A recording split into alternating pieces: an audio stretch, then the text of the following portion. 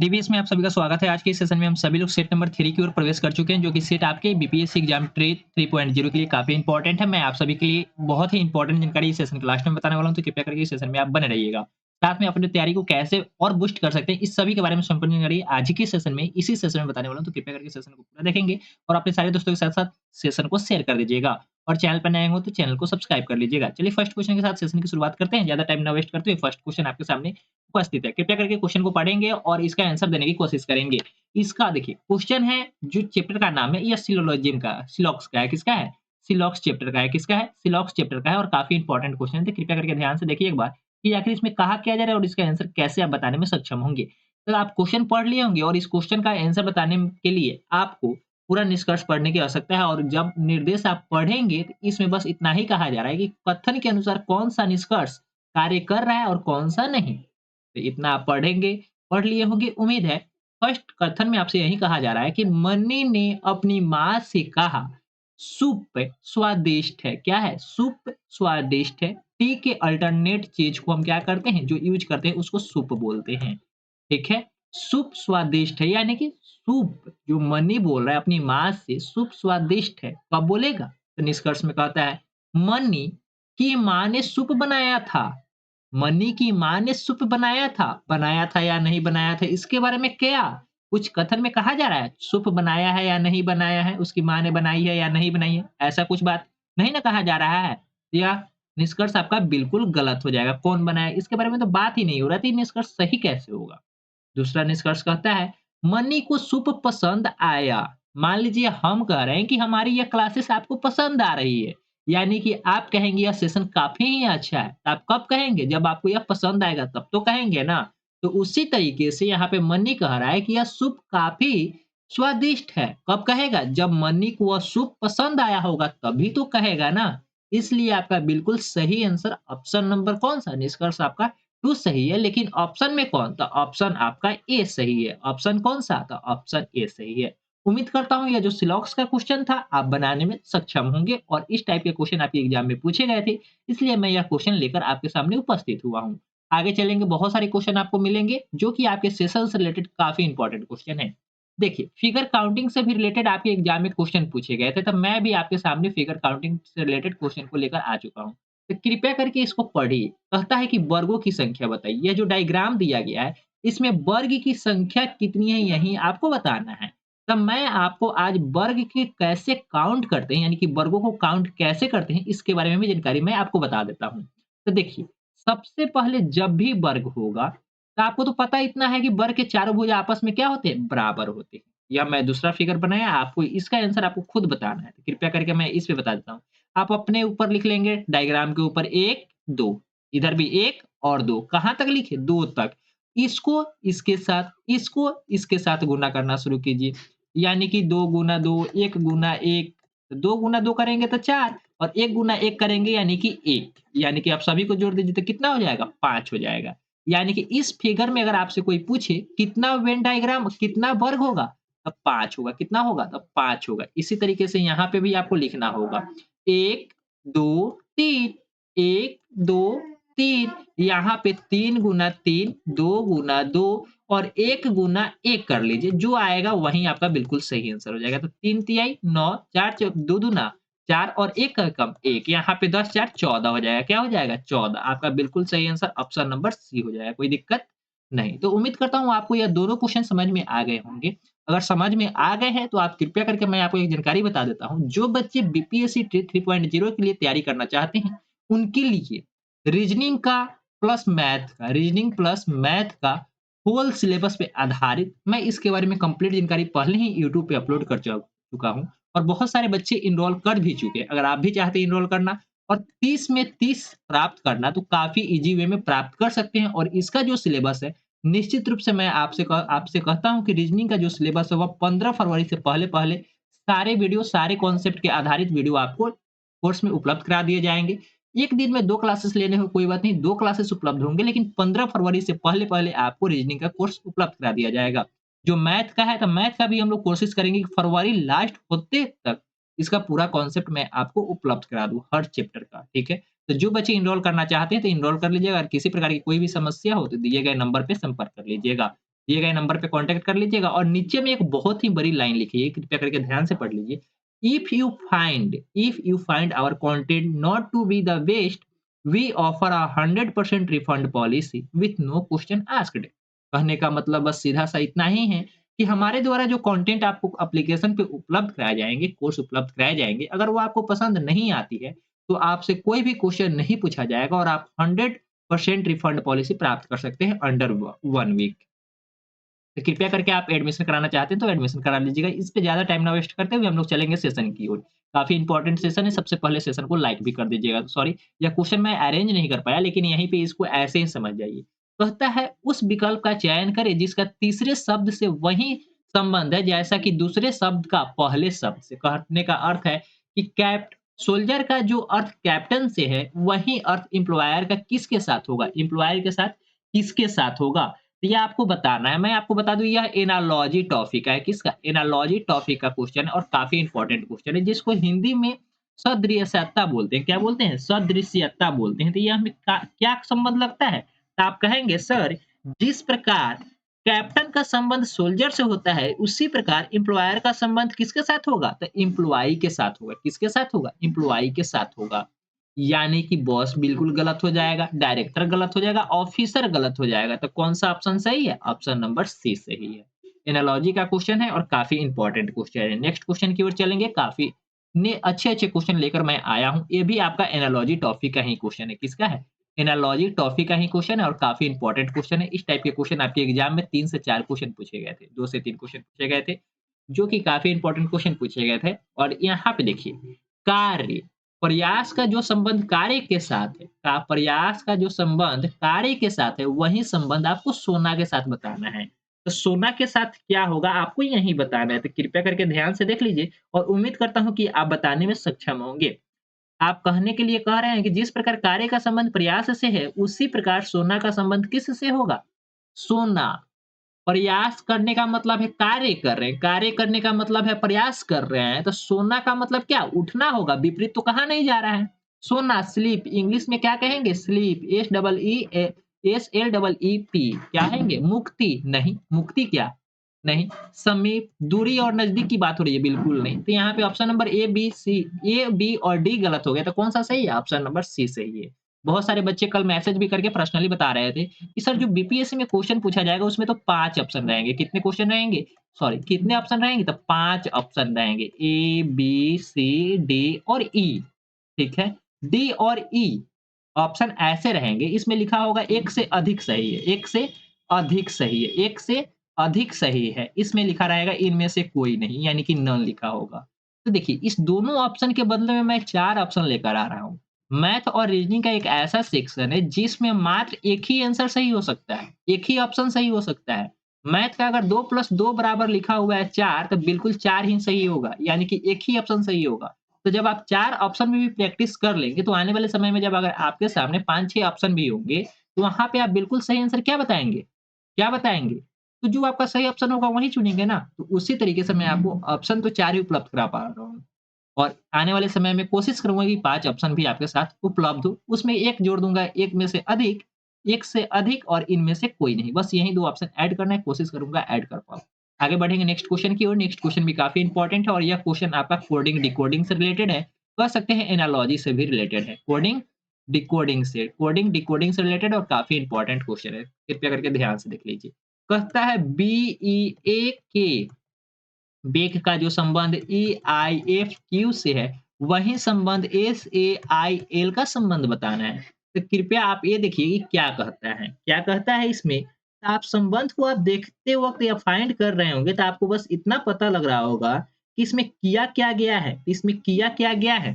तो देखिए, बी का क्रमांक कल के सेशन में ही मैं आपको बताया था कि ज़्यादा कुछ नहीं कीजिएगा, जैसे ही इस टाइप के क्वेश्चन पूछे तो सबका क्रमांक लिख दीजिएगा। 2 5, 1 और 11 नीचे में लिखेंगे तब 5, 9 और कितना लिखेंगे? F 6 नंबर पे आता है, Q 17 नंबर पे आता है। देखिए, अब इसमें यह कितने का प्लस किया गया है? तो आप कहेंगे सर 3 प्लस किया गया है। इसमें कितने का प्लस किया गया है? तो प्लस 4 किया गया है। एक में इसमें कितना प्लस किया? तो 6 प्लस किया गया है। कितना? प्लस 6 किया गया है। कितना? प्लस 6 किया गया है। आप कहेंगे सर 11 में कितना प्लस किया गया है? 11 में भी आपका 11 में कितना जोड़ेंगे कि 17 हो जाएगा? तो प्लस 6 कितना हो जाएगा? प्लस 6 हो जाएगा। यानी कि यहाँ पे 5 सॉरी यहाँ पे 1 में 5 जोड़ेंगे तब 6 होगा। यानी कि 3, 4, 5 6 जोड़ा जा रहा है। तो आने वाले समय में भी कितना जोड़ा जाएगा? इसमें भी 5 से एस 19 नंबर पे होता है, 1 नंबर पे ए होता है और आई 9 नंबर पे होता है, एल आपका 12 नंबर पे होता है। तो पहले वाले में आपको 3 जोड़ना है, 3 जोड़िएगा तो 19 और 3 कितना हो जाएगा? 22। अब 4 जोड़ना है तो 1 में 4 जोड़ेंगे तो 5 हो जाएगा। अब अगले वाले में कितना जोड़ना है? 5 जोड़ना है तो 5 और 9 जोड़ेंगे तो 14 हो जाएगा। और 12 और 6 और जोड़ेंगे तो 18 हो जाएगा और 22 पे क्या आता है? तो टी-यू-भी कितना आएगा? भी आएगा। तो भी से देखिए, भी से कौन-कौन स्टार्ट हो रहा है? ऑप्शन नंबर ए गलत हो जाएगा क्योंकि आर से स्टार्ट हुआ। 18 पे क्या आएगा? 18 पे आपका क्या आ जाएगा? तो 18 पे आपका आर आ जाएगा। एन तो आपका 14 पे आता है। एन आपका तो 14 पे आता है। ये भी एन आपका 14 पे आएगा, लेकिन यहाँ पे कितना आ रहा है? 18 यानी कि यहाँ पे जो होगा 18 नंबर पे आर हो जाएगा। तो ऑप्शन नंबर कौन-सा सही है? ऑप्शन नंबर सी सही है। आगे चेक करने की कोई आवश्यकता है नहीं। 5 नंबर पे आपका क्या आता है? ई आता है और एन 14 नंबर पे आता है। कोई दिक्कत? बिल्कुल नहीं। तो आपका बिल्कुल सही आंसर ऑप्शन नंबर सी हो जाएगा। उम्मीद करता हूँ कि आपको समझ में आ गए होंगे और जब इस टाइप के क्वेश्चन पूछे जाएँगे तो आँख बंद करके सबसे पहले सीरीज़ लिखेंगे। क्या लिखेंगे? सीरीज़ लिखेंगे। क्या लिखेंगे? उसका सीरीज़ लिखेंगे कौन कितने नंबर पे आता है।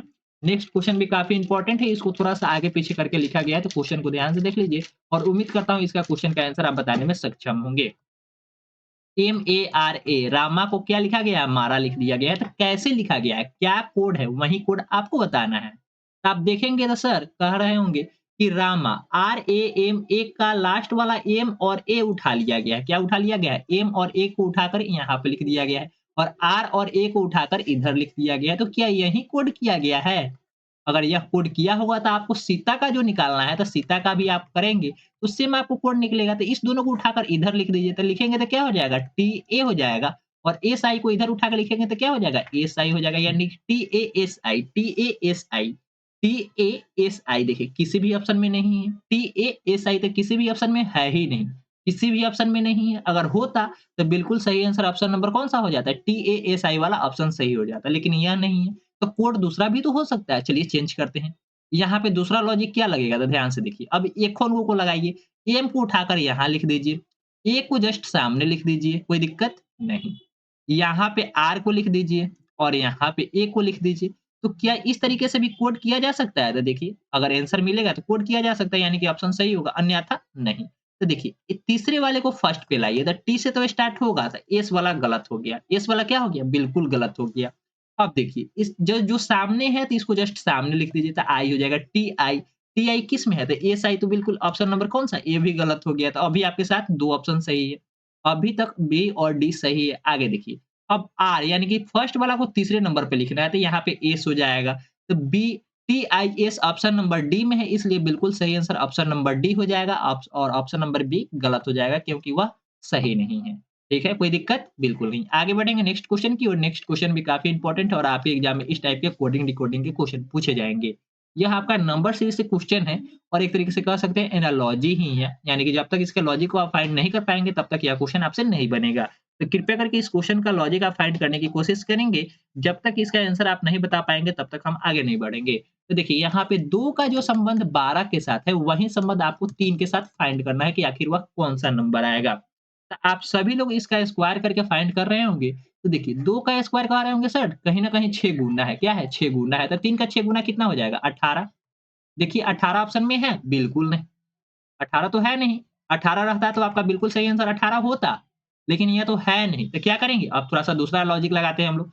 ये 6 गुना वाला तो नहीं लगा, तो क्या हो सकता है स्क्वायर कुछ हो? अब देखिए स्क्वायर करेंगे 2 का स्क्वायर करके लिखेंगे, तो 2 का स्क्वायर देखिए 2 का स्क्वायर लिखने के लिए 2 का स्क्वायर 4 होता है, लेकिन अभी भी तो 8 बाकी है। तो 2 का क्यूब तो भी आपको 8 ही होता है, यानी कि 4 प्लस 8 यानी कि कहा जा रहा है पहले स्क्वायर उसके बाद क्यूब दोनों को जोड़ दीजिए। तो 3 का स्क्वायर 9 हो गया, फिर क्यूब लिखेंगे तो 27 हो जाएगा। 27 और 9 जोड़ेंगे तो 36 क्या 36 ऑप्शन में है कहीं? हाँ, बिल्कुल ऑप्शन नंबर सी में है, यानी कि आपका ऑप्शन नंबर सी बिल्कुल सही हो जाएगा। कोई दिक्कत? नहीं। पहले कहा जा रहा था कि पहले स्क्वायर कीजिए फिर जो आ रहा है उसको क्यूब के साथ जोड़ दीजिए, यानी कि 2 के क्यूब के साथ जोड़ दीजिए, 2 का स्क्वायर 4 और 2 का क्यूब 8 या 4 और 8 जोड़कर 12 हो गया। यही संबंध आपको 3 के साथ बताना था जो कि ऑप्शन नंबर सी में सही है। आगे बढ़ेंगे नेक्स्ट क्वेश्चन की ओर। नेक्स्ट क्वेश्चन भी काफ़ी इम्पोर्टेंट है, ध्यान से बनाइएगा। नेक्स्ट क्वेश्चन में आपसे कहता है कि 15 का संबंध 65 का संबंध वही संबंध 15 के साथ है जो 24 का अगले आने वाले संख्याओं के साथ होगा। तो देखिए सबसे पहले आपको फाइंड करना है कि 15 का क्या था, 15 पचे 15 चौका कितना होता है? 15 चौका 64 प्लस 5, 15 चौका 64 प्लस 5 यानी कि 24 चौका जोड़ गुना कर लीजिए प्लस 5 जोड़ दीजिए। तो 24 चौका 96 आप 5 जोड़ेंगे तो 101 आ जाएगा। क्या 101 है? तो बिल्कुल नहीं है। 101 तो है नहीं। 101 तो है ही नहीं। जब 101 नहीं है तो आप क्या करेंगे? दूसरा कोई लॉजिक लगाएँगे क्योंकि गुना 4 प्लस 5 तो हो नहीं रहा है, तो क्या लॉजिक होगा? दूसरा लॉजिक देखिए, क्या लॉजिक हो सकता है इसका बिल्कुल सही आंसर? जब इसको फाइंड आप करेंगे, तो इसमें आपको लॉजिक बिल्कुल सही दिखाई देगा। आखिर वह लॉजिक है तो है क्या? कुछ नहीं कीजिए, सब बस नंबर जो जैसे लिखा गया था उसको ध्यान से वैसे ही लिख दीजिए। सबसे पहले लिखा गया था क्या?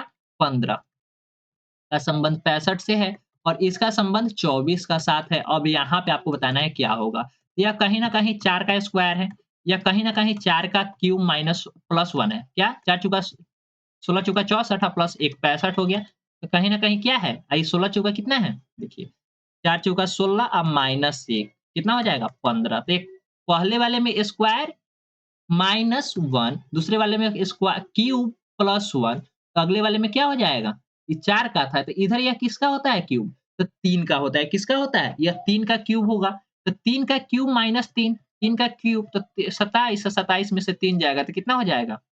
24 तो 24 तो आ रहा है, लेकिन कैसे? इसके अलावा तो फर्स्ट वाले में तो स्क्वायर किया गया था, आपको स्क्वायर पे बैठाना होगा। कैसे? स्क्वायर पे बैठाना होगा। तो स्क्वायर देखेंगे तब 24 के नज़दीक में किसका स्क्वायर होता है? तो आप कहेंगे सर 5 का स्क्वायर होता है। तो 5 का स्क्वायर 25 25 में से 1 जाएगा तो 24। क्या आपको 24 वेरीफाई किया? हाँ, बिल्कुल। तो अब दूसरे वाले में क्यूब लिख के प्लस 1 करना है, यानी कि 5 का क्यूब प्लस 1 तो 5 का क्यूब 125 होता है, आप प्लस 1 जोड़ेंगे तो 126। क्या 126 किसी भी ऑप्शन में है? हाँ, बिल्कुल ऑप्शन नंबर डी में है, यानी कि यह लॉजिक आपका बिल्कुल 100% कार्यरत है और सही है। आगे बढ़ेंगे नेक्स्ट क्वेश्चन की ओर। नेक्स्ट क्वेश्चन भी काफ़ी इंपोर्टेंट, कृपया करके ध्यान से देखिएगा। यहाँ पे कहता है अल्फाबेटिकल सीरीज़ है और सीरीज़ वही भी बोल सकते हैं। क्या बोल सकते हैं? सीरीज़ भी बोल सकते हैं चैप्टर का नाम। चैप्टर का नाम मैं आपको इसलिए बता दे रहा हूँ कि जब भी आपको कोई भी दिक्कत हो तो इस टाइप के क्वेश्चन को आप चैप्टर का खोल लीजिएगा, जितने भी कॉन्सेप्ट होंगे उसको आप रिवाइज़ कर सकते हैं। यहाँ पे कहता है यदि C इक्वल टू 24 है, C इक्वल टू 24 है, यही संबंध EYE के साथ लिखा गया है 46। तो आपको बताना है FOX का संबंध क्या होगा? FOX का कौन-सा नंबर आएगा? क्या? FOX का कौन-सा नंबर आएगा? तो कैसे निकालेंगे? क्या आपको पता लग रहा है कि C कितने नंबर पे आता है? तो आप कहेंगे सर 3 नंबर पे तो C आता है। C कितने नंबर पे आता है? 3 नंबर पे। C कितने नंबर पे आता है? तो 3 नंबर पे। तो आप थोड़ा-सा जैसे ही 3 कहेंगे तो आपके माइंड में एक यह भी क्लिक करेगा, तो कहीं न कहीं यह जो 24 लिखा गया है, x का अपोज़िट वाला नंबर लिखा गया है क्या? x का अपोज़िट वाला लिखा गया है, यानी कि x 24 नंबर पे आता है, इसलिए 24 लिखा गया है। तो आप ये भी तो कह सकते हैं सर c का अपोज़िट नंबर लिखा गया है। C का अपोज़िट क्रमांक लिखा गया है। C का अपोज़िट क्रमांक लिखा गया है। यानी कि अपोज़िट क्रमांक कैसे आप पहचानेंगे? तो अपोज़िट क्रमांकों का योगफल यानी कि C और X आपस में अपोज़िट है। C 3 नंबर पे आता है, X आपका 24 नंबर पे आता है। इस दोनों का योगफल हमेशा 27 होगा। कितना होगा? 27 होगा। ये कॉन्सेप्ट को आप याद रखेंगे। अपोज़िट का जो कॉन्सेप्ट होता है तो उसका योगफल कितना होता है? 27 के बराबर होता है। तो ठीक है। यहाँ पे 27 लिखा है 24 लिखा गया है, कैसे? तो वह आपको अपोज़िट पे लिखा गया है, ठीक है? तो ई का नंबर तो 5 होता है, लेकिन अपोज़िट नंबर 22 22 जोड़ेंगे क्योंकि सी का 24 लिखा गया है, अपोज़िट लिखा गया है, इसलिए ई तो 5 पे आता है, तो 27 में से 5 जाएगा तो 22, ठीक है? वाई आपका 25 नंबर पे होता है, 25 का अपोज़िट बी, वाई का अपोज़िट बी यानी कि बी 2 नंबर पे आता है, तो 2 जोड़ेंगे और यहाँ पे आपको कितना जोड़ना होगा? ई फिर से 5 नंबर पे और 5 का अपोज़िट 22 यानी कि क्या? भी हो जाएगा, कोई दिक्कत? तो 22 दूना 44 और 2 जोड़ेंगे तो 46 बिल्कुल सही है, क्या है? बिल्कुल सही है, कोई दिक्कत नहीं। तो यहाँ पे भी आपको f का अपोज़िट लिखना होगा, तो f कितने नंबर पे आता है? f 6 नंबर पे आता है और इ 21 27 में से जब आप 6 घटाएँगे तो कितना बचेगा? 21 अपोज़िट होगा, u होगा। f का अपोज़िट क्या होगा? u होगा, कोई दिक्कत? o 15 नंबर पे आता है। इजोटी कल के ही क्लास में मैं आपको बताया था, इजोटी याद रखेंगे, पूरा नंबर आपको याद रहेगा, 15। अब 27 पुराना है तो कितना जोड़ दें? 12 जोड़ देंगे, तो 12 पे क्या आता है? 12 पे आपका mn क्या आएगा? 10 के बाद देखिए OPQ ये 15 से स्टार्ट हो रहा है। JK यानी कि K होगा, क्या हो जाएगा? KL 12 पे L आएगा, क्या आएगा? L आ जाएगा, कोई दिक्कत नहीं। X आपका तो 24 नंबर पे आता है, X आपका 24 नंबर पे आता है, तो क्या हो जाएगा इसका अपोज़िट? 3 हो जाएगा यानी कि C, कोई दिक्कत? नहीं। अब जोड़ दीजिए, 21 आप 12 जोड़ेंगे तो 33 हो जाएगा, 33 से 3 जोड़ेंगे तो 36 हो जाएगा, कोई दिक्कत नहीं। तो यहाँ पे बिल्कुल जो क्वेश्चन मार्क्स के स्थान पे था, तो यहाँ पे 36 आ जाएगा। क्या आ जाएगा? 36। आपका ऑप्शन नंबर कौन-सा? ऑप्शन नंबर ए बिल्कुल सही है। आगे बढ़ेंगे नेक्स्ट क्वेश्चन की ओर। नेक्स्ट क्वेश्चन भी काफ़ी इंपॉर्टेंट है, कृपया करके ध्यान से बनाइएगा। और यहाँ पे कहता है MELT को लिखा गया है 2419, ठीक है? उसी तरीके से जो कोड करके लिखा गया है, वही कोड आपको TIMID में बताना है कि यह कोड क्या होगा, ठीक है? आप ध्यान से देखिए, क्या कहा जा रहा है? यहाँ पे सबसे पहले क्रमांक लिख लिख दीजिए। एम तो 13 नंबर पे आता है, ई 5 नंबर पे आता है और एल 12 नंबर पे आता है, टी 20 नंबर पे आता है। कोई दिक्कत? नहीं। कोई दिक्कत? बिल्कुल नहीं। यह क्रमांक आखिर कोड कैसे किया गया है, यही आपको फाइंड करना है। जब तक यह फाइंड नहीं होगा, तब तक इसका बिल्कुल सही आंसर आप बताने में असक्षम होंगे। तो कृपया करके थोड़ा-सा ध्यान से इस कोड को फाइंड कर लीजिए, आखिर कैसे किया गया है। ठीक है? यहाँ पे 13 लिखा गया, लेकिन आगे यहाँ पे 24 है। यहाँ पे 5 है, लेकिन यहाँ पे 1 है। यहाँ पे 12 है, लेकिन यहाँ पे 9 है। ठीक है? कोई दिक्कत? नहीं। कोड तो यहीं लिखा गया है। तो आखिर कोड किया कैसे किया गया है? कैसे किया गया है? यही तो आपको बताना है। यही तो आपको बताना है। ठीक है? कोई दिक्कत? नहीं। कोई दिक्कत? बिल्कुल नहीं। तो देखिए, यहाँ पे जो कहा गया है, यह 13 13 में से 1 घटा दिया गया है। कितना हो जाएगा? 12 हो जाएगा। कोई दिक्कत? नहीं। 5 में से 1 घटा दीजिए तो 4 हो जाएगा। 12 में से 1 घटा देंगे तो 11 हो जाएगा। उसी तरीके से 20 में से 1 घटा देंगे तो 19 हो जाएगा। अब इस दोनों को आपस में गुणा कर दीजिए। इस दोनों को यानी कि 12 को जो गुणा करना है, 1 गुणा 2 करके लिखा गया है। 4 को 1 के साथ गुणा किया गया है, तो 4 को 1 के साथ गुणा करेंगे तो कितना हो जाएगा? 4 ही होगा। 1 को 1 के साथ गुणा करेंगे तो कितना हो जाएगा? 1 हो जाएगा और 1 को 9 के साथ गुणा करेंगे तो कितना हो जाएगा? 9 हो जाएगा। यानी कि 24 1 9 मिला क्या? हाँ, बिल्कुल मिला। तो आप लॉजिक फाइंड कर चुके हैं। तो इसी प्रकार से आपको TIMID का भी कोड बताने में सक्षम होंगे। तो T का 20 होता है, I 9 नंबर पे होता है, M 13 नंबर पे होता है, I क्या कितने नंबर पे होता है? I आपका 1 नंबर I 9 नंबर पे होता है, D 4 नंबर पे होता है, कोई दिक्कत नहीं। तो यहाँ पे देखिए M का जो कोड दिया गया है, यह तो 2 दिया गया पहले वाला नंबर, तो M का तो डायरेक्टली 2 होगा। M का तो 2 होगा, M का 2 देखिए किस-किस में 2 दिया है, लेकिन यहाँ पे तो 3, यहाँ पे भी 3, तो ऑप्शन नंबर बी और डी बिल्कुल गलत है। थोड़ा-सा क्वेश्चन को एनालिसिस करके भी आप उसका बिल्कुल सही आंसर फाइंड कर सकते हैं। इसके अलावा इसमें टी भी दिया हुआ है, तो टी का कोड तो 9 लिखा गया है, टी का कोड 9 लिखा गया है, तो टी का कोड 9 होगा, टी का कोड 9 होगा, कोई दिक्कत? तो यहाँ पे ऑप्शन नंबर ए और सी दोनों में 9-9 दिया गया है। आगे देखिए, आगे आगे कोई नंबर मिल रहा है? तो नहीं मिल रहा है, तो अब 9 में से 1 घटाएँगे तो कितना हो जाएगा? अब 1 घटाना भी तो था, 9 में से 1 घटाएँगे तो 8 हो जाएगा, 8 को 1 के साथ गुणा करेंगे तो 8 हो जाएगा। कोई दिक्कत? नहीं। यहाँ पे 9 में से 1 घटाएँगे तो 8 हो जाएगा और 8 को 1 के साथ गुणा करेंगे तो 8 हो जाएगा, कोई दिक्कत? नहीं। यहाँ पे 9 8 2 8 मिलेगा, अभी तक बिल्कुल सही है, या तो 3 होगा या तो 4 होगा। तो 4 में से आप 1 घटाएँगे तो 3 हो जाएगा, 4 में से 1 घटाएँगे तो 3 हो जाएगा और 3 को 1 के साथ गुणा करेंगे तो 3 मिलेगा, कोई दिक्कत? नहीं। तो यहाँ पे 98,283 आपका बिल्कुल सही आंसर ऑप्शन नंबर कौन-सा सही है? ऑप्शन नंबर ए सही होगा। यह क्वेश्चन काफ़ी हार्ड क्वेश्चन था। यहाँ पे देखिए इस लॉजिक को फाइंड करना ईज़ी नहीं था, इसमें थोड़ा-सा टाइम लगता ही लगता है। तो जब आप अभ्यास करेंगे तो निश्चित रूप से इस टाइप के क्वेश्चन को आप अच्छे से अटेम्प्ट कर सकते हैं और ईज़ी वे में अटेम्प्ट कर सकते हैं। कृपया करके इस क्वेश्चन को अपने सारे दोस्तों के साथ सेशन को शेयर कर दीजिएगा और अगर किसी को प्रॉब्लम हो तो आप दिए गए नंबर पे कॉन्टैक्ट भी कर सकते हैं। यहाँ पे कोड लिखा गया है BASKET बास्केट का कोड लिखा गया है। ABKSTE आँख बंद कीजिए और कोड लिख लीजिए, सबको नंबरिंग कर लीजिए।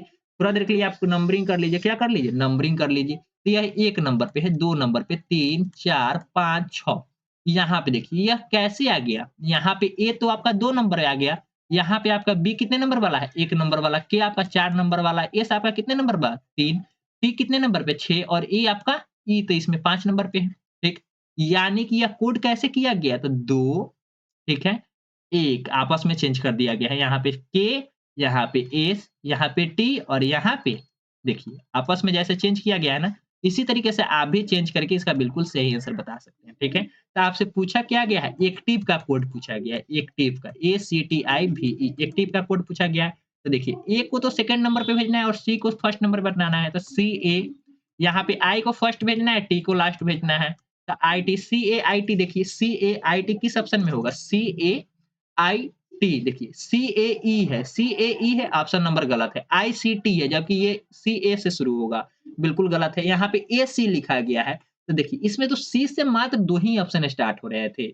सी से या तो ऑप्शन नंबर ए होता है या तो ऑप्शन नंबर बी होता है, लेकिन बी में जैसे ही आप टी पे गए, आई को कंपेयर किए तो यहाँ पे ई दिया गया है आई की जगह पे, तो बिल्कुल गलत आपका ऑप्शन नंबर बी हो गया। तो आगे चेक करने की कोई आवश्यकता ही नहीं है।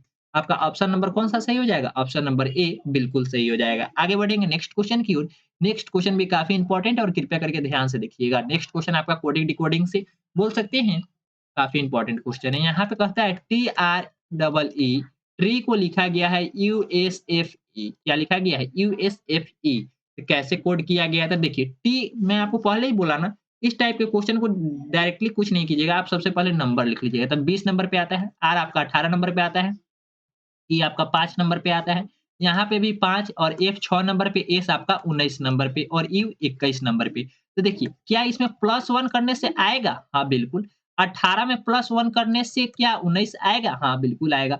या 5 में 1 जोड़ देंगे, या 5 में 1 जोड़ देंगे, तो आपको क्या एफ मिलेगा यानी कि 6 मिलेगा? कोई दिक्कत नहीं। लास्ट वाले में 0 जोड़ दिया है, कोई दिक्कत नहीं। तो आगे हम लोग कोड कर लेते हैं, अगर यही होगा तो सही होगा, यही होगा तो सही होगा, सॉरी यहाँ पे ई नहीं। देखिए यहाँ पे जो डबल एफ लिखा गया, जबकि हमने क्या क्वेश्चन में लिख लिया? ई लिख लिया, जिसकी वजह से गलत हो रहा था। तो यहाँ पे भी आपको क्या करना होगा? +1 ही किया है, +1 तो आप भी +1 कर लीजिए। एम के बाद क्या आता है? एम 13 नंबर पे और 1 जोड़ेंगे तो 14 हो जाएगा, 14 पे एन आता है, 14 पे एन आता है। तो यहाँ पे ओ वाला बिल्कुल गलत हो जाएगा, ओ आपका 15 नंबर पे आता है, बी आपका 2 नंबर पे आता है, ए या तो आपका ऑप्शन नंबर ए सही होगा या ऑप्शन नंबर कौन-सा? ऑप्शन नंबर डी सही होगा। अगले वाले में 1 जोड़ना है, तो 1 के बाद क्या ओ आता है? ए के बाद तो ओ नहीं आता है, ए के बाद तो बी आता है। तो ओ तो यहाँ पे ऑप्शन नंबर डी में दिया गया है, जिसकी वजह से आपका ऑप्शन नंबर डी बिल्कुल गलत है। तो कौन-सा सही है? ऑप्शन नंबर ए सही है। आगे चेक करने की कोई आवश्यकता नहीं है, यहाँ पे बी हो जाएगा, ओ हो जाएगा, ए, बी बिल्कुल सही है, कोई दिक्कत नहीं। +1 करके अगला सीरीज लिखा गया था, ठीक है? आगे बढ़ेंगे नेक्स्ट क्वेश्चन की ओर। नेक्स्ट क्वेश्चन भी काफ़ी इंपॉर्टेंट है और उम्मीद करता हूँ कि आपको सभी क्वेश्चन समझ में आ रहे होंगे और आगे बढ़ने के लिए तैयार होंगे। देखिए, जो क्वेश्चन आपसे पूछा जा रहा है, इसमें कहा जा रहा है इस चैप्टर का नाम है वर्गीकरण, जिसको इंग्लिश में क्लासिफिकेशन बोलते हैं। क्या बोलते हैं? क्लासिफिकेशन। ऑड वन आउट भी बोलते हैं। क्या बोलते हैं? ऑड वन आउट भी बोलते हैं। तो कृपया करके इस टाइप के क्वेश्चन जब भी आपके एग्जाम में आए, तो जब तक इसका लॉजिक आप नहीं फाइंड कर सकते हैं या आखिर इसमें कौन-सा लॉजिक लगा के कौन-सा क्वेश्चन पूछा जा रहा है, तब तक आपको इस क्वेश्चन का आंसर बिल्कुल सही नहीं बता पाएँगे। कहने का सीधा-सा मतलब यही है कि इस टाइप के क्वेश्चन को ध्यान से ऑप्शन को एनालिसिस करना पड़ता है। क्या? ऑप्शन को ध्यान से देखना पड़ता है और जैसे ही आंसर आपको फाइंड हो जाए, तो उसपे वेरीफाई भी करना है, क्या इसका आंसर बिल्कुल यही सही हो सकता है या नहीं हो सकता है। तो इसमें कहता है 4 ऑप्शन दिए गए हैं, लेकिन इसमें से कोई एक अलग भिन्न है, यानी कि भिन्न बताना है। वह क्या है? कुत्ता, गाय, बकरी, शेर। कुत्ता, गाय, बकरी, शेर में कौन अलग है? किसी प्रकार से भिन्न है? वहीं आपको भिन्न वाला लॉजिक फाइंड करना है और आपको बताना है। तो इसमें आप सभी लोग बता रहे होंगे कि सर कहीं न कहीं कुत्ता को भी हम लोग पालते हैं, बकरी को भी कोई न कोई पालता है, गाय तो सभी कोई अधिकतर लोग पालता ही है, लेकिन क्या कोई शेर को पालता है? क्या कोई शेर को पालता है? बिल्कुल नहीं। यानी कि आप एक तरीके से तो कह सकते हैं कि सर जानवरों के पालतू होने के आधार पे इसको बाँटेंगे तो शेर इसका बिल्कुल सही आंसर हो जाएगा। क्या हो जाएगा? शेर बिल्कुल सही आंसर हो जाएगा। थोड़ा-सा दिमाग और लगाइए। सर्वाहारी, मांसाहारी और शाकाहारी के आधार पे बाँटिए तो? आप कहेंगे सर शाकाहारी और मांसाहारी के आधार पे बाँटेंगे तब बकरी भी आपका शाकाहारी हो जाएगा और गाय भी आपका शाकाहारी हो जाएगा, गाय भी शाकाहारी हो जाएगा। तो यहाँ पे तो कन्फ्यूजन हो गया ना, लेकिन मांसाहारी में कुत्ता और शेर तो आ जाएगा, कुत्ता और शेर तो आ जाएगा। तो इस क्वेश्चन का जो आंसर है वो ऑप्शन नंबर डी बिल्कुल सही है। ऑप्शन नंबर डी यानी कि शेर ही अलग है। Option number B sorry option number B जबकि क्वेश्चन में दिए गए शेर बिल्कुल अलग है, ठीक है? इसका बिल्कुल सही आंसर ऑप्शन नंबर बी होगा। कैसे? यह पालतू जानवर के आधार पे, किसको हम पालते हैं, किसको नहीं पालते हैं, उसके आधार पे इसका वर्गीकरण किया गया था। यानी कि इसमें से अलग बताने थे कौन-सा भिन्न है। तो बस आपको इतना ही कहना है कि कुत्ता, बकरी और गाय को हम सभी लोग पालते ही हैं, लेकिन शेर को आज तक कोई नहीं पाला है, जिसकी वजह से इसका बिल्कुल सही आंसर ऑप्शन नंबर बी हो जाएगा। आगे बढ़ेंगे नेक्स्ट क्वेश्चन की ओर। नेक्स्ट क्वेश्चन भी कुछ उसी टाइप के क्वेश्चन है, तो कृपया करके आपको बताएँगे और ये भी जो क्वेश्चन है क्लासिफिकेशन का ही है। किसका है? क्लासिफिकेशन का ही है। लोमड़ी, घोड़ा, बकरी, ज़ेब्रा। लोमड़ी, घोड़ा, बकरी, ज़ेब्रा में से कौन-सा अलग है और किस प्रकार से अलग है, यह आपको बताना है, ठीक है? तो इसमें आप सभी लोग अभी थोड़ी देर पहले ही हम सभी लोग क्या फाइंड किए हैं कि शाकाहारी मांसाहारी के बारे में बात किए हुए थे। तो कुत्ता और शेर तो आपका मांसाहारी हो गया था और गाय और बकरी शाकाहारी हो गया था। तो यहाँ पे 2-2 कन्फ्यूजन आ रहे थे ना, जिसकी वजह से उस पे ना जाकर हम लोग पालतू के आधार पे लगा दिए, ठीक है? तो यहाँ पे इस क्वेश्चन को देखिए कौन-सा शाकाहारी है, कौन-सा मांसाहारी है? तो आप कहेंगे सर कहीं न कहीं यह तो आपका क्या है? यह आपका क्या है? लोमड़ी। लोमड़ी किसको कहते हैं? इंग्लिश में तो फॉक्स बोलते हैं, यानी कि लोमड़ी जो जानवर में जंगल में रहता है, वह क्या है? शाकाहारी है या मांसाहारी? तो आप कहेंगे सर मांसाहारी है। क्या है? मांसाहारी है। आप कहेंगे सर यहाँ पे जो घोड़ा है वह क्या है? शाकाहारी या मांसाहारी? जिसको इंग्लिश में हॉर्स बोलते हैं। ये शाकाहारी या मांसाहारी? तो आप कहेंगे सर इसको तो मांस खाते हुए हम कभी देखे ही नहीं है। ये शाकाहारी ही होगा, मांसाहारी तो होने का कोई चांस ही नहीं है, तो ये भी आपका शाकाहारी है। जबकि यह जो लोमड़ी है यह मांसाहारी है। बकरी भी आपका शाकाहारी है। म मग बकरी सॉरी बकरी भी आपका क्या है? शाकाहारी ही है।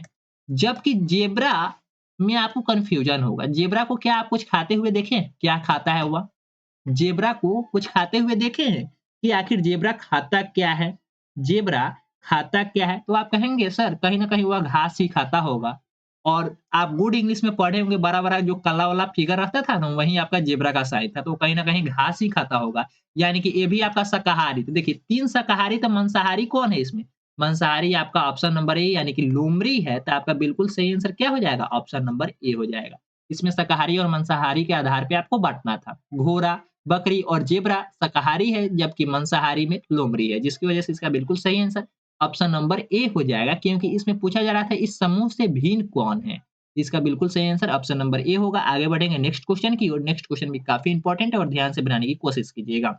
यह क्वेश्चन आपका नंबर सीरीज़ बोल सकते हैं, सीरीज़ बोल सकते हैं। सीरीज़ में बहुत सारे बच्चे बोलते हैं कि सर मिसिंग नंबर का क्वेश्चन है, बहुत सारे बोलते हैं कि सर हिडन नंबर का है, बहुत सारे बोलते हैं कि सर कैलकुलेशन का है। सीधा-सा मतलब यही है कि इसमें नंबर के साथ आपको खेलना है।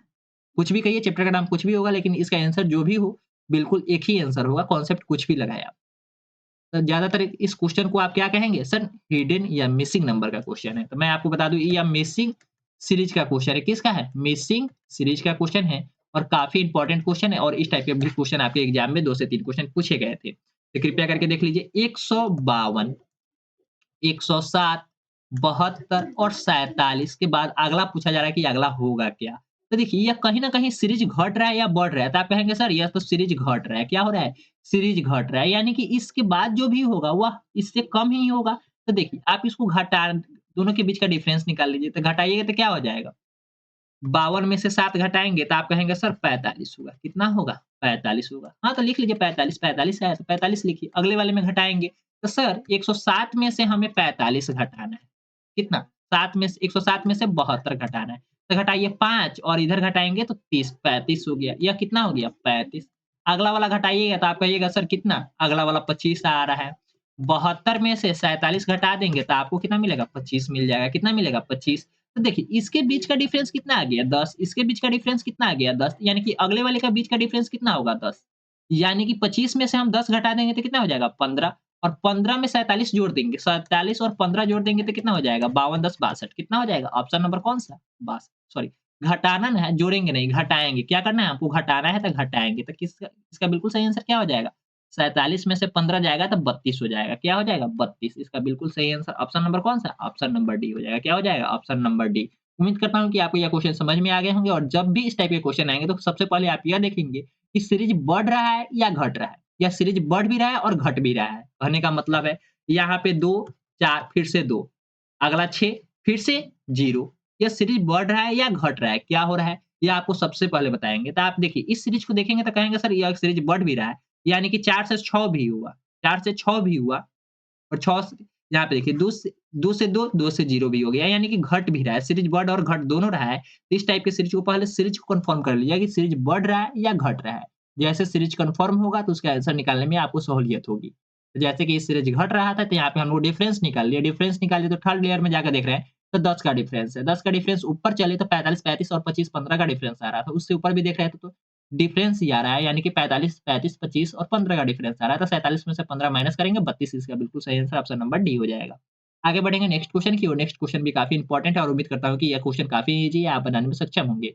320 सबसे लिखा गया है 320, 290 और अगला 260, अगला 260 और इसके जस्ट बाद पूछा जा रहा है कि क्या होगा? तो आप कहीं न कहीं यह देख रहे होंगे तो आप कह रहे होंगे सर यह 30 का डिफरेंस है, अगला ये भी 30 का डिफरेंस है, तो क्या इसके पीछे भी 30 का डिफरेंस है? हाँ, होगा 230, 260 में से 30 घटाएँगे तो कितना हो जाएगा? 230 ऑप्शन नंबर कौन-सा? ऑप्शन नंबर बी बिल्कुल सही है। ऑप्शन नंबर कौन-सा? ऑप्शन नंबर बी बिल्कुल सही है, कोई दिक्कत नहीं। आगे बढ़ेंगे नेक्स्ट क्वेश्चन की ओर। नेक्स्ट क्वेश्चन भी काफ़ी इंपॉर्टेंट है, कृपया करके ध्यान से देखिएगा और यह क्वेश्चन आपका डायरेक्शन एंड डिस्टेंस से क्वेश्चन है। क्या? डायरेक्शन एंड डिस्टेंस से क्वेश्चन है और काफ़ी इंपॉर्टेंट क्वेश्चन है। आपको एक जानकारी बताने वाला था कि आप सभी के बारे में क्या है इंपॉर्टेंट वह सेशन के लास्ट में बताऊँगा, कृपया करके ध्यान से बने रहिएगा मेरे साथ। यहाँ पे ध्यान से देखिए। कहता है परिणीता उत्तर दिशा में जाती है, प्रणीता। हमें नहीं पता क्या नाम है, लड़की या लड़का है नहीं पता। लेकिन आप इतना जब डायरेक्शन डिस्टेंस या मॉक टेस्ट अटेम्प्ट कर रहे हैं या बीपीएससी की तैयारी कर रहे हैं, तो इसके लिए आपको बस इतना तो कॉन्सेप्ट पता होगा ही कि बोर्ड पे जो हम लिखते हैं वी लिखते हैं, डब्ल्यू फॉर वेस्ट और ई फॉर ईस्ट और ऊपर में नॉर्थ, नीचे में साउथ यानी कि एनएस लिखते हैं। कोई दिक्कत नहीं। तो परिणीता किस दिशा में जाती है? तो उत्तर दिशा की ओर जाती है, यानी कि उत्तर दिशा यानी कि नॉर्थ की तरफ जाती है, ठीक है? तो अब मान लीजिए यहाँ से परिणीता चलना शुरू कर दी, कहाँ से? जो पॉइंट है, कौन-सा पॉइंट? तो मूल बिंदु जिसको क्या बोलते हैं 0,0 निर्देशांक भी बोला जाता है। तो यहाँ से चलना शुरू करती है। किस दिशा में चलना जा रही है? हमें नहीं पता किस दिशा में जा रही है, लेकिन यहाँ पे कहा जा रहा है किस दिशा में? उत्तर दिशा की ओर जा रही है। किस दिशा की ओर? उत्तर दिशा की ओर जा रही है। किस दिशा की ओर? उत्तर दिशा की ओर जा रही है। तो चलिए उत्तर दिशा की ओर हम चलना शुरू किए। उत्तर दिशा की ओर चल दिए, ठीक है? चल दिए। कितना चलना है यह नहीं कहा जा रहा है, बस दिशा बताना है कि किस दिशा में है उसका चेहरा। अभी वह किस दिशा में जा रही है, बस दिशा ही बताना है, तो दिशा पे ध्यान रखेंगे। फिर वह दाईं मुड़ी, फिर वह दाईं मुड़ती है, दोबारा दाईं मुड़ती है, 2 बार दाईं मुड़ी, 1 बार बाईं मुड़ती है। तो इस टाइप के 2 बार दाईं और 1 बार राइट, 2 बार राइट और 1 बार लेफ्ट, ठीक है? एक लेफ्ट से एक राइट यानी कि एक प्लस और दूसरा माइनस कैंसल आउट होता है या नहीं होता है? बिल्कुल होता है, यानी कि -2 +2 कैंसल आउट होता है या नहीं होता है? तो उसी तरीके से यहाँ पे एक बार आप बायाँ घूमे, फिर से दायाँ घूम गए, तो आपका जो चेहरा था जिस दिशा में था, उसी दिशा में रह गया। यानी कि 2 बार राइट घुमा है और 1 बार बाएँ घुमा है। ठीक है? 2 बार राइट घुमा है यानी कि दाएँ घुमा है और 1 बार बाएँ घुमा है। तो एक राइट से एक लेफ्ट कैंसल हो गया। तो अब हमको घूमना कितना बार है? मात्र 1 बार और क्या? राइट घूमना है। तो आपका फेस अभी नॉर्थ की तरफ है, एक राइट घूमेंगे तो आपका फेस ईस्ट की तरफ हो जाएगा। किधर हो जाएगा? ईस्ट की तरफ हो जाएगा यानी कि पूर्व दिशा की ओर हो जाएगा। आपका बिल्कुल सही आंसर ऑप्शन नंबर ए हो जाएगा। कोई दिक्कत नहीं। आगे बढ़ेंगे नेक्स्ट क्वेश्चन की ओर। यह डायरेक्शन एंड डिस्टेंस के क्वेश्चन थे और इसमें थोड़ा-सा लॉजिकल हम लोगों को खेलना पड़ता है और आने वाले समय में हम लोग इसके कॉन्सेप्ट को भी डिस्कस कर लेंगे। यहाँ पे कहता है सुमन, महेश, कमलेश का अपने बेटे के चाचा के बेटे के रूप में परिचय करवाती है। उसके लड़के सुमन के डैश हैं। लड़के सुमन के डैश है। इस टाइप के क्वेश्चन को मैं आपको एक क्वेश्चन होमवर्क के रूप में दे रहा हूँ। कल भी एक बच्चे रोशन नाम का लड़का कमेंट किया था, जिसका नाम बहुत ही अच्छा क्वेश्चन था और वो आंसर भी बिल्कुल सही था। तो उम्मीद करता हूँ जो भी बच्चे आगे कमेंट करेंगे या इसका बिल्कुल सही आंसर बताएँगे, उनका भी नाम शामिल कर दिया जाएगा। तो कृपया करके आप इस क्वेश्चन का आंसर नीचे डिस्क्रिप्शन बॉक्स में अवश्य बता दीजिएगा, कमेंट सेक्शन में कमेंट कर दीजिएगा। यह क्वेश्चन आपका मैथमेटिकल ऑपरेशन का क्वेश्चन है और यह क्वेश्चन मैं कल ही सॉल्व कर दिया था। थोड़ा-सा देखिए, यहाँ पे कहता है क्यू का अर्थ प्लस है। क्यू का अर्थ क्या है? प्लस, तो प्लस लिख लीजिए। यहाँ पे देखिए के का अर्थ क्या दिया गया है? के का अर्थ भाग दिया गया है, तो के का अर्थ आप भाग लिख लेंगे। के का अर्थ क्या दिया गया है? भाग। यहाँ पे जे का अर्थ देखना है, तो जे का अर्थ आपका गुणा है। जे का अर्थ क्या है? गुणा है। टी का अर्थ कहा जा रहा है, टी का अर्थ क्या है? घटाव है। टी का अर्थ क्या है? घटाव है। तो अब आपके सामने साइन तो आ गया, साइन तो आ गया। तो यहाँ पे देखिए 2 8 ठीक है? अब इसको सोल्व कर लीजिए। तो सबसे पहले बोर्ड मार्क्स में आप तो इतना पढ़े ही होंगे बीओडी एमएएस। बोर्ड मार्क्स में आप जानते हो कि बी से ब्रैकेट, ओ से ऑफ, डी से डिवीजन, एम से मल्टीप्लिकेशन, ए से एडिशन यानी कि जोड़ और ए से सब्ट्रैक्ट यानी कि घटाव। कोई दिक्कत नहीं, यानी कि सबसे पहले भाग, उसके बाद गुना, तब जोड़, तब घटाव, ठीक है? तो सबसे पहले आप भाग कीजिएगा तो कितना आ जाएगा? 6 आ जाएगा। इसके बाद आप जोड़ कर लीजिए, 7 दूना 14 हो जाएगा, -8 ठीक है? प्लस यहाँ पे प्लस ऊपर था ना तो प्लस साइन उतार दीजिए। तो अब जोड़ना है, क्या करना है? जोड़ना है, फिर घटाना है। तो 6 और 14 को जोड़ेंगे तो 20 आ जाएगा, 20 में से 8 घटाएँगे तो 12 हो जाएगा, क्या हो जाएगा? 12। तो आपका बिल्कुल सही आंसर कौन-सा है? आपका बिल्कुल सही आंसर ऑप्शन नंबर डी है। कौन-सा ऑप्शन सही है? तो ऑप्शन नंबर डी बिल्कुल सही है। उम्मीद करता हूँ इस टाइप के जब क्वेश्चन आपके एग्ज़ाम में पूछे जाएँगे, तो आप धड़ल्ले से इसका आंसर बताने में सक्षम होंगे। आगे बढ़ेंगे नेक्स्ट टाइप के क्वेश्चन की ओर और यह आपका वेन डायग्राम से रिलेटेड क्वेश्चन है। किससे? तो वेन डायग्राम से रिलेटेड क्वेश्चन है और काफ़ी इंपॉर्टेंट क्वेश्चन है। इस टाइप के भी क्वेश्चन आपके एग्ज़ाम में पूछे गए थे। तो कृपया करके ध्यान से देख लीजिए, घोड़ा, बंदर और बाघ। घोड़ा, बंदर और बाघ। घोड़ा, बंदर और बाघ। आप कहेंगे सर इसको वेन डायग्राम के माध्यम से हमें अरेंज करना है। यह जो ऑप्शन नंबर बी दिया गया है, यह कहता है मान लीजिए यह बाघ, बाहर वाला को आप बाघ मान लीजिएगा, तो क्या बाघ के अंदर कभी भी बंदर हो सकता? या बंदर के अंदर कभी भी घोड़ा हो सकता है? नहीं ना। या आपका ऑप्शन नंबर बी किसी भी तरीके से सही नहीं है, यानी कि ऑप्शन नंबर बी 100% गलत है। अब देखिए, यहाँ पे भी एक को बाहर मान लिया है, यानी कि मान लीजिए घोड़ा, बंदर, बाघ में से किसी न किसी को तो आपको बाहर मानना ही पड़ेगा ना। तो मान लीजिए हम अब तक घोड़ा को बाहर मान लेते हैं, तो क्या घोड़ा के अंदर बंदर और शेर आएगा? बिल्कुल नहीं। जब नहीं आएगा तो ये ऑप्शन कैसे सही हो जाएगा? तो ऑप्शन नंबर आपका कौन-सा गलत हो गया? ऑप्शन नंबर बी और डी बिल्कुल गलत है, तो अभी भी 2 ऑप्शन आपके सामने हैं। एक ऑप्शन में लिखा गया है, मान लीजिए यहाँ पे भी तो एक के अंदर एक है, एक के अंदर एक है।